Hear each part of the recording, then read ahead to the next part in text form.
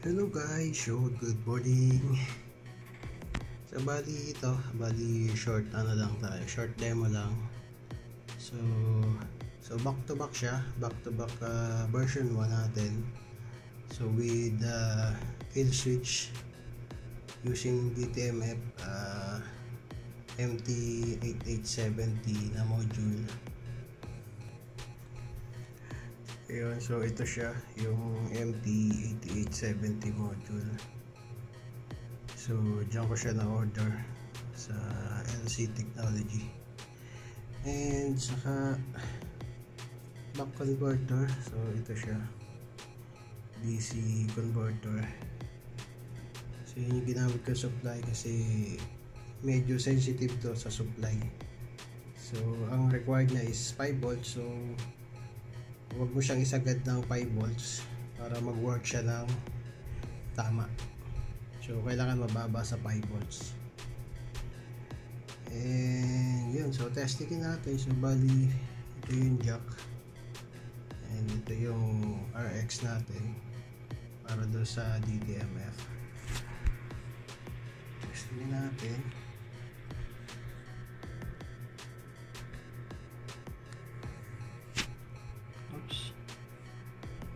Guys, mahirap pala tayong tagahawak. So yan, naka-off siya yan. So ito yung off indicator. So mapansin nyo, naka-off yung Arduino. So ang ginawa ko is i-off ko yung supply para sa Arduino, so para sa buong controller. And before, ang gamit ko is PNP na normal na transistor, kaso nag-iinit siya, no? Kasi mataas yung voltage ng relay na ginamit ko. So ngayon pinalitan ko ng TIP41.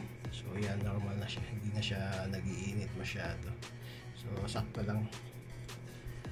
So naka-off siya, i-on ulit natin. So yan off yung controller.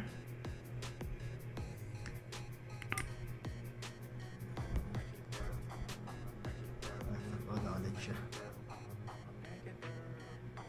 So yung advice lang, yung receiver para sa DTM dapat naka-separate siya, no? Hindi nakasama sa RX, kasi pag ginam yung RX nyo, hindi nyo na mapapatay yung controller mo. So it's up to you kung gagamitin mo sa remote is UHF or VHF. And be sure is mayroon siyang subaudible tone or SOSEC or tone squelch. And make sure na ikaw lang yung nakakaalam ng frequency at yung tone squelch, no? Para hindi makailaman ng iba. So yun lang. And testingin naman natin yung pag nakakabit sa unit. So bali ang pinning nito is ICOM pareho. Kaso ang problema, isa lang yung ICOM ko, kaya gumawa ako ng converter para magamit ko yung isa sa Kenwood. So set up lang natin. So yun guys, yan na set up na natin sa Kenwood ICOM B8000. So meron tayong dito, converter, and ito yung ating sa remote. And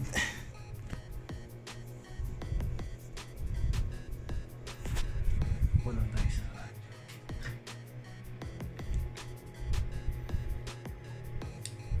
so ito ang gamitin natin kasi meron tayo sa UHF, no?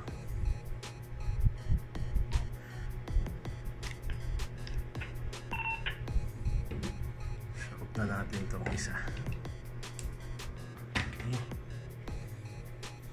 Ayun, transmit ako sa 382. So 382 ko yung ICOM, tapos naririnig sa 851. So ito ay naka 851. Okay, transmit 134.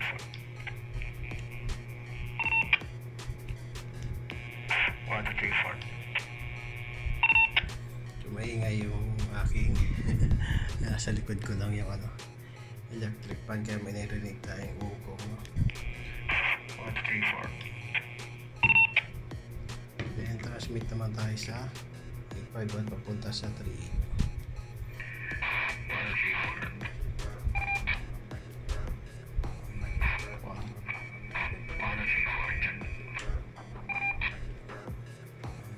So yun, and so papatayin naman natin.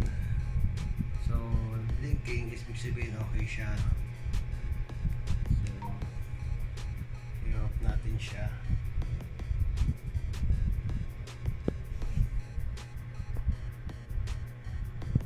Wait lang, ang hirap ko lang tagahawak.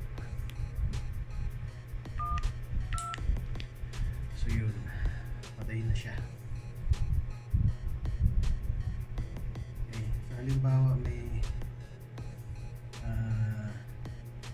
nandiyan dun sa isang frequency, so i-squelch natin ito.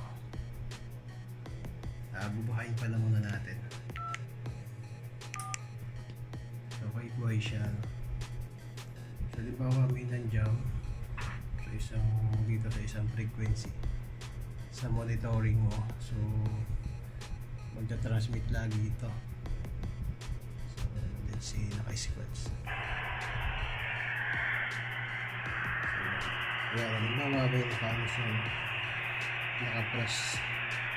So papatayin natin yung signal kill switch.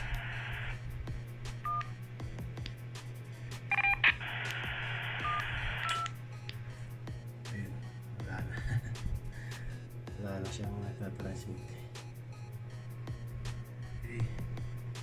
Diba, wala na siya, wala na yung jammer dito. Buhayin ulit natin.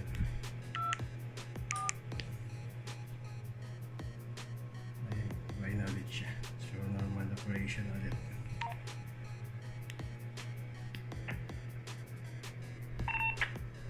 Ayan.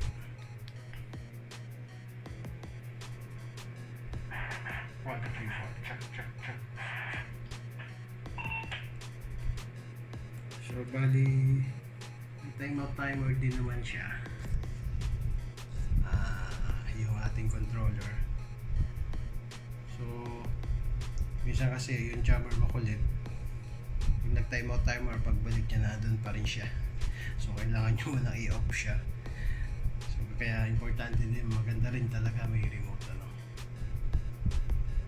And so yun lang guys, and yun, and maraming salamat sa patuloy pa rin sumusuporta. And yun, good morning and bye bye. Keep safe everyone.